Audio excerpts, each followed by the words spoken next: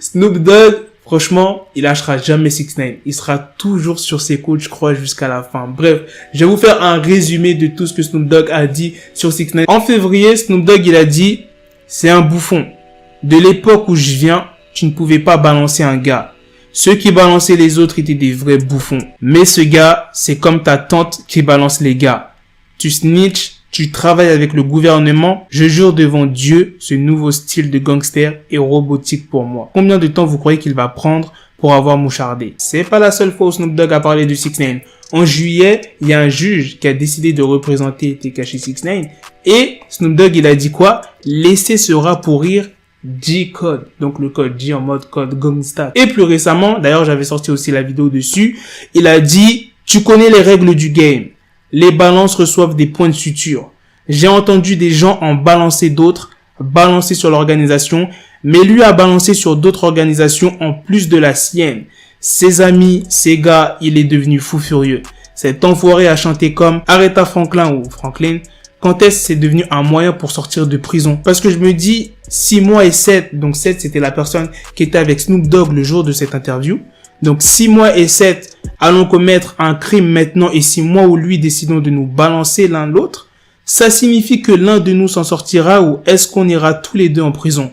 Parce que j'ai regardé The First 48 qui est l'une de mes séries préférées et normalement, quand un enfoiré est associé avec le crime, il se fait inculper du crime juste par association. Ça, c'est un peu toutes les fois où Snoop Dogg a parlé sur 6ix9ine et très récemment, qu'est-ce qu'il a fait Snoop Dogg? Sur Instagram, il a posté une photo d'une casquette inspirée du slogan américain de Donald Trump. Je vais vous mettre la photo tout de suite. En vrai, le slogan de Donald Trump, c'est Make America Great Again et Snoop Dogg, il l'a remanié en mode Make Snitch Get Snitch Again, en mode faites que les mouchards se prennent des points de suture à nouveau. Donc, je pense pas que Snoop Dogg va s'arrêter là sur 6ix9ine. Il va continuer. En fait, Snoop Dogg, là, c'est devenu 50 Cent.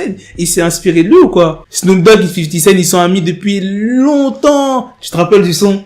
P.I.M.P. Ah non, ça, ce son, c'était quelque chose. Bah voilà, je pense que Snoop Dogg, il s'est un peu inspiré de 50 Cent dans les histoires de trolls, etc. Sauf que Snoop Dogg, il troll pas vraiment, il est vraiment en mode sérieux, tu vois, il s'acharne vraiment sur 6ix9ine. Tandis que 50 Cent aussi s'énerve, mais 80% du temps, c'est du troll qu'il fait. Je sais pas ce que vous en pensez dans les commentaires, les gars, de cette casquette. Dites-moi aussi ce que vous en pensez de cette story. Il y a une personne qui s'appelle Steve O, qui est une star de Jackass. Jackass, pour ceux qui ne connaissent pas, franchement, allez voir sur YouTube, allez voir sur Google, et vous allez être choqués. C'est des gens qui font des trucs de ouf. Quand je vous dis c'est des trucs de ouf qu'ils font, c'est vraiment des trucs de ouf. Bon, c'est à l'ancienne. Maintenant, cette personne-là, Steve O, il fait des tatouages et il en a même fait des vidéos YouTube. C'est un YouTuber maintenant. À un moment, il dit quoi dans sa vidéo? Il y a eu énormément de fois tout au long des années où les gens me demandaient de les tatouer. Mais c'est lorsque j'ai décidé de faire une vidéo entière de tatouage que personne ne voudrait. C'est là que j'ai commencé à essayer d'être le plus professionnel possible et franchement, je suis devenu super bon. Et là, vous allez me dire, ouais, mais Black, pourquoi tu nous parles de ce mec qui fait des tatouages et tout? Enfin, bref, ça n'a rien à voir avec 6ix9ine. Mais il a tatoué le visage de 6ix9ine sur la jambe d'un de ses potes.